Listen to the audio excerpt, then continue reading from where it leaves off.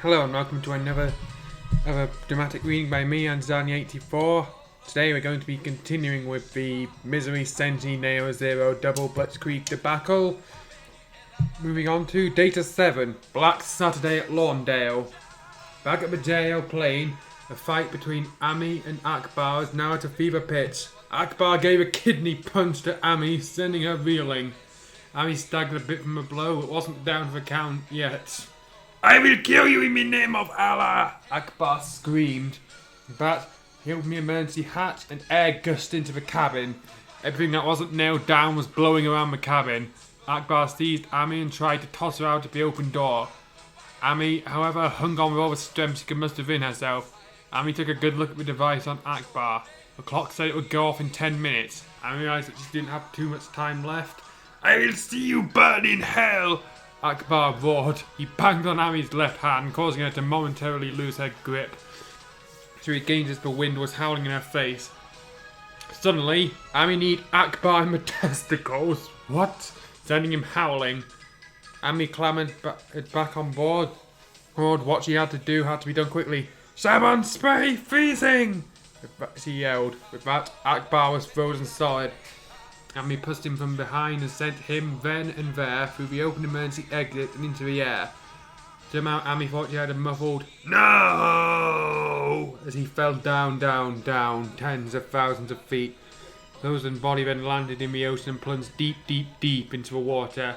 The shark saw Akbar and ate him whole. Akbar went out like a bitch. The shark then swam away.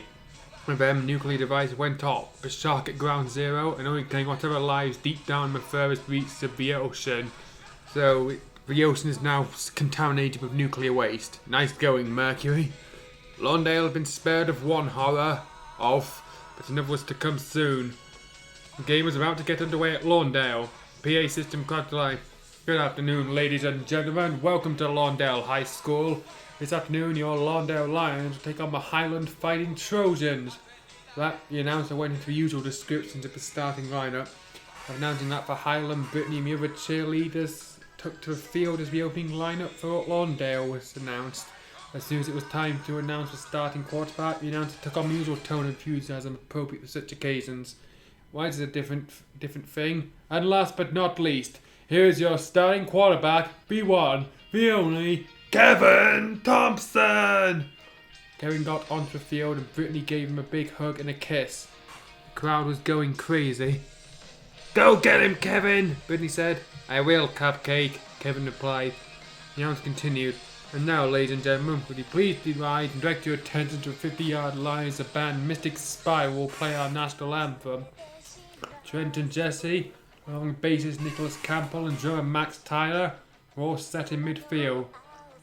Jesse began to strum the guitar and launched into a Jimi Hendrix-style solo. Trent got to the microphone and began to sing, "Oh yeah, oh say, can you see, man, by the dawn's early light, what so proudly we hailed at the twilight's last gleaming." Trent then gave a jagged guitar lick with Jesse and Nicholas keeping in tempo. Trent continued, "Yeah, whose broad stripes and bright stars through the perilous fight." Another screeching guitar lick from Jesse. "Over the rampart we watched, we were so gallantly streaming." The guitars went to overdrive with Max pounding the drums furiously. "And the rocket's red glare." Trent suddenly gave a note-for-note rendition of Hendrix's guitar bass at that point in the song. "Wait, are there rockets in this song? I thought this song was written in like the 1800s. Except this went on for 5 minutes. "A bomb's bursting in air," continued Trent. Another 5-minute guitar attack. But Trent sang, "Gave proof through the night, but our flag was still there." Suddenly Jesse began to strum the opening bars of Chopin's Funeral March. Trent went into his big list. Oh, say, does that star-spangled banner yet wave?"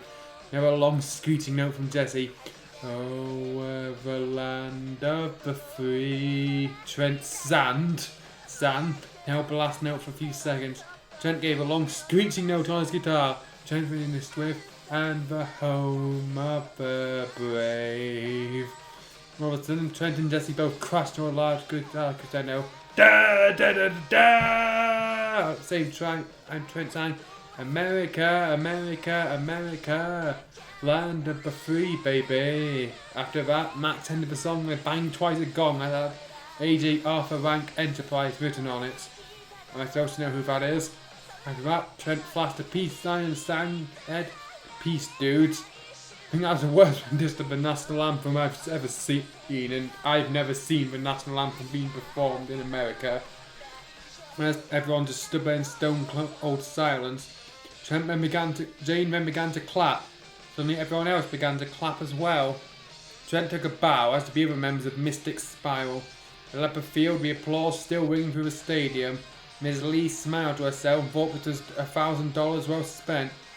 As a pause for mechanical equipment was being cleared off the field, soon both teams took to the field. Captains for each team were huddled around the referee for a coin toss. Mr. Mackenzie, the referee said, as captain of the home team, you will call for toss. This coin has a real, honest-to-goodness replica of the infamous Batman villain Two-Face's lucky two-faced coin, double verse 1922 peace dollar. You will either call good side up or scarred side up. Do you understand? Why is that coin being used? That's all that Max said. That's what I'm thinking. Don't sweat it, son, the referee said. This coin was donated by one of the sponsors of the Lawndale football game. Lawndale Comics and Anime on Sugarbush Avenue in the middle of downtown Lawndale. I'm guessing this is what the author's hometown was like. Into his wire to a mic, everyone could hear him. Don't forget everyone, go there now for a big Sailor Moon fan sub video sale. All episodes 10% off. Wait, what? What? Sailor Moon is an anime and a real person in Miss Universe? How does that work? We'll give you an extra 30% off on the infamous episode where Sailor Jupiter brags about the size of her breasts. Oh god, of course he brought that one up. If you can correctly guess her bra size, at least set you up to visit one of her money-making schemes, didn't she? Mark asked. It only gets worse, son, Buffy continued. The stadium is now being called Serge Cola Stadium. Matt groaned. All right already, said resignedly. I'll call good side up. Mac's enthusiasm is about the same as mine after 6 chapters of this. Referee flipped the coin at landing good side up. Good side up, referee said. Your team wins the toss. Do you wish to kick or receive? Or receive, replied Mac. Okay, said the referee. Good luck, gentlemen. Mac turned to Kevin and said, Miss Lee has gone too far in selling out our school. Ryan kicked off a ball to open the game. Mac grabbed the ball but only got as far as the 12-yard line before he was tackled. Kevin McMuller is now huddled around for the first play. Mac, Kevin said, you fake out towards the right and go for a long pass. That's probably where they'd expect to try, responded Mac. Hey, it'll work. Trust me, reassured Kevin. They both huddled and then Kevin called the play. Mac faked right and then zoomed to the left. Kevin tried to make the pass and 2 hulking Highland tackles lunged for him. Tackles, forcing Kevin to retreat past his own goal line. Deb basically tried to make the pass when he was tackled for safety. And Highland grabs an early 2-0 lead by making a safety, said the PA announcer. Whitney looked on and got disappointed. And she got the cheerleaders going on one of their best cheers. Come on, Lawndale, roar, roar, roar! Come on, Lawndale, roar, roar, roar! That's not one of their best, that's just lame. Meanwhile, Quinn and the other members of the Fashion Club are sending their goodies. Brought to you by my best by Beavis and Butthead, those two arched up again. Do you want me to score with Beavis and me? Butthead asked Sandy. Like, get away from me, shrieked Sandy. Hey, here comes Diamond's sister. Let's hit up on her again, Beavis said. Quinn saw the two coming. If you ever even think of harassing me, she said, I'll have Jane beat up both of you into a bloody pulp. Did you hear that, Beavis? Butthead said. She wants to make a popes. Will I get to wear that funny pointed hat and all that? Asked Beavis. I said pulp, not pope, shrieked Quinn. Hey, Butthead, Beavis said. You ever notice a similarity between Queen and Magic Gabrielle from Xena Warrior Princess? Yeah, right, Butthead. We're both deadly blonde. They both have fair midriff and they both have big hooters. Oh God, not this again. They began their hideous laughter. Score with us, Quinn, Beavis said. Yes, score with us. Added Beathead. Jane! Screamed Quinn. Jane was there at a moment's notice. Got with both of them and kicked their asses real good. Next time you'll be in the hospital, Jane warned. Beavis and Butthead are bruised up. Hey, Butthead, does it hurt? Beavis wants to know.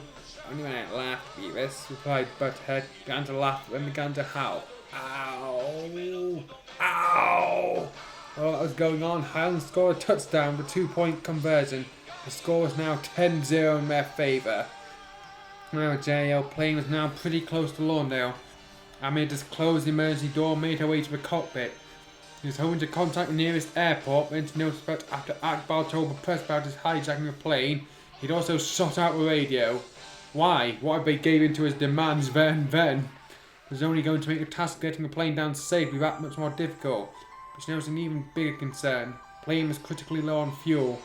Amy raced out of the cockpit and got to the flight attendant, who was now topless. Since the force of the air rushing into the emergency door ripped off what was left of her bra. Miss, you got to tell the passengers to prepare for an emergency landing, I said. We're going to crash, aren't we? The flight attendant asked. Perhaps you will, said Amy. Right now we don't have many options left. Our fuel is almost exhausted. On that note, the flight attendant instructed everyone to prepare for an emergency landing. Amy then grabbed a piece of carry-on luggage she had and gave the flight attendant a blouse of hers to wear. Luckily they had the same blouse size. Oh god. But they didn't have the same bra size. Everybody on board thought it was going to be the end. As was culture in Japan, the funeral was conducted by Buddhist rites. Except Ray and her grandfather were Shinto, not Buddhist.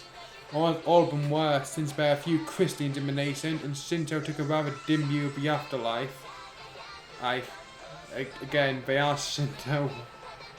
Buddhist monk officiating the ceremony was a friend of Ray's grandfather. One time he was himself a Shinto priest.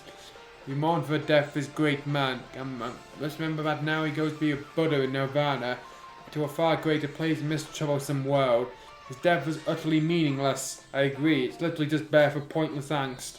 You will now find the ultimate meaning to life, the universe, and everything. Farewell, my brother in the faith. And then scattered flower petals into the grave, followed by all those in attendance.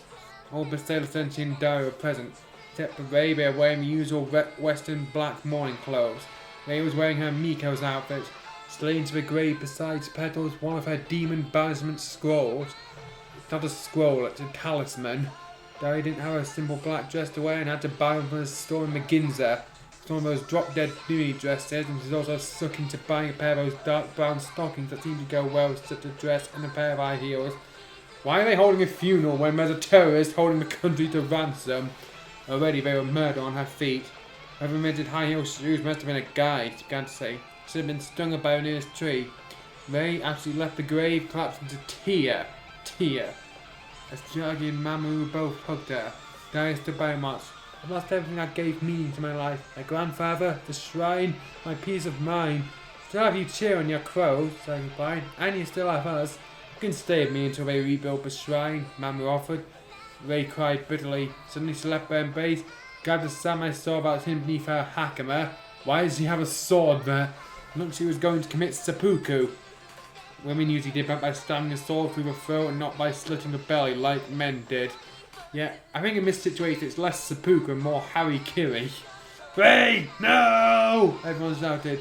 No, I will not commit seppuku. However, I will call upon Amaterasu Omikami herself to witness my vows. I will not rest until a person responsible for killing my grandfather is finally brought to justice. Either this blade will go for hitting this person's heart, or it will go for my own throat. I think the author has a very dim view of Japanese culture, despite what he insinuates. I'll avenge your death, Grandpa. I know you'll not rest until I have done so. I have sworn. Everyone left the cemetery, chilled to the bones. Somehow Dari had this mental image in her head of a hand emerging from a pool of blood, setting out letters that spelled out the word chiller, and then sank, inking back into a pool of blood while an eerie voice said, Chiller! Somehow this seemed sickeningly appropriate. Okay, you don't know why. Everyone had gone to Mamu's apartment for a post-funeral reception. Ray didn't have any other living relatives other than her estranged father, who she hadn't spoken to in years. She left him because she held him responsible for the death of her mother. They were driving back from a party and he was drunk. They crashed into a tree, killing her instantly. Canonically, I think she was ill, but yeah. So after that incident, Ray left him and went to Sendai Hill Shrine, run by a now late maternal grandfather.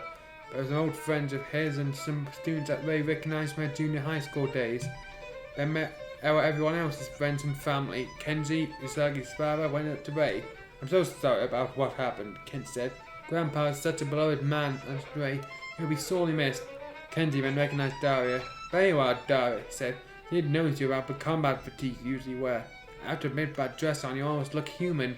Frankly, for a while like this is my style, Daria answered him. Once I was bare shoulder dress to a wedding since I was going to be a bridesmaid. I didn't like it, Ken said.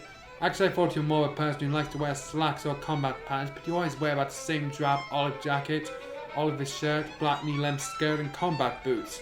Kenji had seen Daria a couple of times as he came over, mainly when she stopped by Usagi's house for dinner a couple of times. Why has he stopped by? Okay, I'll let you in on a little secret, confessed Daria. Now she got better looking legs than that's my sister Quinn. But don't tell her about it because then she'll probably steal every skirt I own. What about your sister anyway? Kenji wanted to know. She's the vice president of my hometown's high school fashion club, began Daria. Kind of looks like Gabrielle from Xena Warrior Princess because she likes to wear shirts that leave her midriff bare. And also has almost the same hair colour and hairstyle. It's the second time repeated about this chapter. I'm even less convinced of it than last time. She's a complete airhead. That Daria broke into a rare smile. Somehow Usagi's parents felt at ease about it, because at least they knew what they were doing. Back home, her father was so wishy-washy and her mother was so domineering. Ikuko joined her then. There you are, dear, she said. Try this clam dip. Maybe that man who made this himself and it's pretty good. Later, dear, Kenji said. Naomi took a good look at herself in a nearby mirror. She had to admit she didn't ever look as beautiful as she did now. What she really wanted to do was to fantasize how she'd look in one of those armed bikinis like some of those heroines she'd been seeing in anime since she came over. Then she arrived here, Ari and she watched Leda, the fantastic events of Yoko on video. I thought Yoko's outfit was rather cool and a bit sexist. Was it cool or sexist? That was the type of outfit she wished she wore. You mean cool and sexist? I'm not what I'm be Sailor Fuku. Look, just put it in English, please. She had now as Sailor Mercury. Ami said that Leda was one of her favourite anime of all time. Admitted that she was an otaku, or fan of anime herself. Well, it was the 90s, so I imagine you would have to explain that. Thought back to what they were doing after they saw the film. They were in their bedclothes and were gossiping in Ami's room. I really like Yoko. She's a woman who's true to herself despite the fact she's an innocent woman trapped in a situation not of her own making. Ami said, well, Daria replied, I thought it was a bit derivative of Red Sonia and Gina, but otherwise it was okay. I just wish she didn't dote on that guy so much. She's got to be able to ststand up on her own 2 feet without any guy's help. Are you a feminist? Asked Ami. Yes, replied Daria. I got it from my mother to my science to Miss Bartz. That last person's a real hoot. I swear every time in class she says about all men are scum. Ami got a good laugh over that. What's so funny? Daria wants to know. It's just about your science teacher seems to write off men so easily, replied Ami. Japan has really no such problems like that. Really? But why are women still treated the way they are? Demanded Daria. Responded. I guess you keep hearing reports about how men are so aloof, treat women like property. But did you know how much our real Japanese housewives have? How much? Asked Daria. Enough to make any grown man cry in his sake, giggled Ami. I think I've read something like that in the TV joke page for Yamato Nadeshiko, which is a proper Japanese woman. Somehow, after the description that Ami gave about how wives made men stick to a stipend from their salaries, controlled many aspects of their children's education, Daria broke into the biggest smile she ever had. Then she asked if that was the case, then why become a doctor? My mum was a doctor, began Ami, and her father before that. Told me how Grandpa was a doctor turning to a wounded during the war. Pretty brutal business, especially towards the end.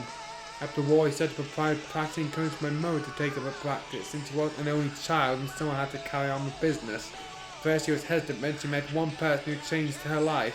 Who? Daria wants to know. Ari's answer was surprising. Dr. Tezuka Osamu. Guess you know him from his works Tetsuwan Atom and Jungle Taite. He used to tell me the guy who created Astro Boy and Kimber the White Line was a doctor. Yes, Ami continued. He told me that my mother that there was no nobler pleasure than that of helping your fellow man in his time of need. Too bad the nurse didn't help him by saving his final idea. My mother then decided that being a doctor was a worthwhile goal. I impressed, said a very impressed Daria. She was not only one who was easily impressed. My father is an artist, also thinks I should pursue an artistic career on the side, continued Ami. Go visit Lawndale, Daria said. Check out my friend Jane Lane. She's an inspiring artist. Hell, her whole family is, except her brother Trent. He's a rock magician. Daria, you looked a bit embarrassed when you mentioned him. Are you in love with him? A little bit, but I am, confessed Daria. Kind of like the situation with Usagi and Mamu. I just can't seem to get the words out, like he knows that I'm there, but he just doesn't seem to know. So that's the opposite of Usagi and Mamu's situation, since they've been pretty steady with each other since R. Does he call you dumpling head at times? Cried Ami. No, nothing insulting like that, said Daria. Hell, he doesn't have an insulting bone in his body. It's just a bit spacey. That's a major flaw in his character. And we got a good laugh over that. You know, Daria, you're different, replied Ami. You're really honest about yourself and about other people. But I like to tell it like it is, said Daria. Ami then added, Daria, one of these days I will visit Lawndale and see all your friends and family. Like, in this chapter, guarantee you won't have a dull moment there, assured Daria. Daria's train of thought was into it when someone turned on the TV. The NHK announcer was delivering the nightly news. There's one interesting matter. Tokyo, the governor, oh no, Kenji now is a commanding leader of his opponent of the latest NHK Yorimori Shimbun and Paul. Nagai, the Komeito candidate for the empty seat for Tokyo in the House of Representatives, now it's 55% approval rating as opposed to Liberal Democratic, Socialist, Social Democratic and Communist opponents. Why is that Communist Party too bad? The guy is portraying himself as a law or an order candidate, whereas the reformer seems to have struck a chord with voters who are gravely concerned over a recent crises that have seemed to have hit Japan like a typhoon. As for the Neo Zero crisis, NHK will continue to update that situation as conditions warrant. Sun was setting now over Tokyo. Diana has a strange feeling that she wants to be anywhere else right now and here. I also got that last scene as a flashback. There's no way of telling. She excused herself from reception and went back to Ami's house. First, she decided to go to bed. For some strange reason, she decided to wear Ami's football jersey nightshirt. As she fell asleep, a strange dream began to unfold. The repairs to the Neo Zero were taking longer than expected. Oh yeah, I forgot about this. It was needed repairs. Yoriko was clearly showing impatience in the whole affair. I want that engine repaired in the next 15 minutes or heads will roll, Yoriko shrieked. Dr. Van der Helfen sensed Yoriko's frustration and went to her. All will be ready in good time, he said. Dr. Van der Helfen, Yoriko yelled. I'm not resting until that traitor Rio and the Solar Warrior are both dead. Yoriko, you're beginning to lose sight of the goal, warned Dr. Van der Helfen. We have to take over the nation first, but later we will deal with whoever Paul's does. That may be your way, but it is not mine, said Yoriko. You better have more Bahino Tori pills for me soon, or I'll take matters into my own hand. But she stormed out again. Dr. Van Helfen realised that soon he might have to take matters into his own hand as well. The Sensei's not the alarm had went off, but she'd just fallen asleep. Nothing again about that dream. Took to the hour and realised she was running late for school. Ah! I'm late for school! First day, I'm late, she shrieked. It seemed that she took off her nightshirt and ran for the closet, wearing nothing but her panties, to grab a bra. When she got to the closet, she fell through it and was falling deep into a hole. When she landed, it looked like she was in the middle of a bombed out area. Great, said Diane in her usual deadpan manner. Here I am, virtually naked. Everyone can see how small-breasted I am, and I'm in the middle of a war zone. Priorities. Right now, I bet some Huns are going to sweep out of nowhere and grab me. She said. Some Huns swooped out of nowhere and grabbed her. Just then, someone was standing in their path. Ne'er-do-wellers, the man said.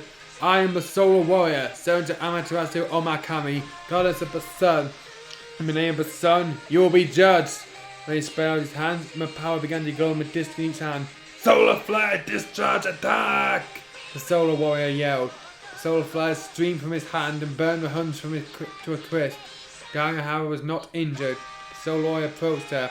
It's kind of a bad time to see me since I'm naked, Daria said. The Solar Warrior, it seems, summoned some solar energy dressed up in a saber fuku. Do not be afraid of me, Daria, he said. I will protect you from all harm. Seemed to draw closer. They were on the verge of kissing each other. They kissed. Then Daria was wrenched awake by someone shaking a soldier. Daria, get up. We have to go to SDF HQ on the double, said a voice. Minako jumped and she went through hell herself. She wasn't even in her Sailor Venus saber fuku, but instead was wearing a green t-shirt and blue jeans. Her eyes are black bagged in the room for lack of sleep, and her hair was a bit disheveled. Minako, you ended up being in the middle of the best dream I ever had for this, said Daria rather groggily. Sorry, but this is urgent, replied Minako. I know how Samuel Taylor Coleridge must have felt when insurance sales and interrupted him right in the middle of writing Kubla Khan, sniffed Daria. I doubt you know a classical reference like that. Putting on a black t-shirt and blue jeans, the same outfit she wore while on her own affair to treat Alterna Palooza. Somehow the irony wasn't lost on her. It's a weird dream. She never had such intense feelings for a guy before in her life. Her heart belonged to Trent. She could never tell the Soul Warrior how much she cared for him. Di was soon on her way to SDF HQ. He had a facility near Lawndale International Airport. It was a pretty critical facility. Its radar could cover a 6-state area.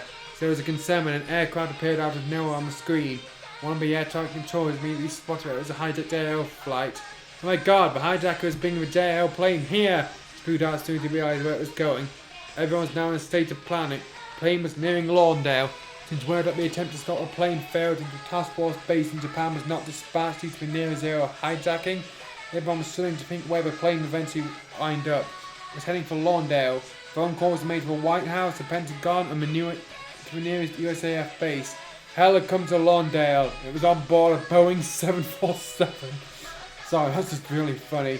Right now at 25,000 feet, all that Amy could think about was that fuel was now almost exhausted. The needle crept up to E. Flight attendant came into the cockpit. Everyone's ready for an emergency landing, she said. Amy then said, got to tell me how I can keep this plane level enough to make a belly landing. You'll have to grab a stick and keep it level, instructed the flight attendant. First you'll have to disengage the autopilot. The attendant went over to the autopilot and deactivated it. The Avenida was right on E. The engines were still running, but within a few seconds they began to grind to a halt. And I could see Lawndale right in front of her and thought the plane was going to head right for a football stadium. They began to fall down. Nose first, Amy moves the phone violently towards the front. Amy grabbed a stick and tried to keep the plane level. Somehow the plane was fighting her though. If I don't survive this, let the rest of the sailor Senshi avenge my death. You mean the death you're causing yourself? Said Amy to herself. Things are not going too good for Lawndale. They are now trailing 24-7. Kevin had just fumbled the ball and was now getting good chewing out from Mac. Kevin, you idiot, you're giving this game to Highland on a silver platter, shrieked Mac. Kevin shot back. Give me a break, Mac. I'm under a lot of pressure. If you don't win this game, warned Mac, might as well write off any hopes of winning the conference title and perhaps even the state playoff. While that was going on, Beavers and Butthead made one more attempt to score on Quinn. Hey Quinn, let's blow this game. It sucks. Go back to our place and let's score, Beavers said. Don't leave me alone. I'm going to do something drastic, screamed Quinn. Just then, everyone heard a loud whoosh! Somehow the JL 747 fell out of the sky. It seemed to be stable, and it was too close to the stadium. It flew by it and grazed a set of lights. The tower fell down. Everyone ran in panic. Whoa! I think they're filming Black Sunday too, Butthead said. Wait a minute, dillweed. Black Sunday was about a blimp, Beavis replied. No, Assman, shot back Butthead. That was the Hindenburg or something like that. I'll blow up your blimp asswipe, warned Beavis. Go ahead and try, Beavis, dead Butthead. Got into a fist fight. Quinn tried to get away, those two saw her go, then broke up their fight and went after her. Quinn ran screaming. Amy tried her best to keep the plane level, but hitting the stadium lights didn't help matters. The plane was almost on the ground now. Amy tried to concentrate, but there was no use. The stick was fighting her. Pull up, flight attendant screamed. We're going to crash! Ah! The plane hit the ground like a lead balloon, bounced and broke into several pieces before finally coming to a rest. Amy saw a flight attendant crash through a windshield into a tree, killing her instantly. That wasn't necessary. Amy conked her head against the stick and began to black out. Not now, not now, she said and lapsed into unconsciousness. Anthony Cole, who saw what happened, and took it to the side. Attack! He roared. Now the Lawndale military raced forward and various troops stormed City Hall, the police station and the courthouse. Soon enough there was only token resistance. They had taken over all three buildings. Anthony boldly entered the mayor's office, sat down in the chair and propped his feet on the desk. Gentlemen, at long last, Lawndale is ours, he said in triumph. It was the bleakest hour in Lawndale's history. Okay, I'm gonna stop there, it's getting a bit long. I'll pick up with chapter 8 next time.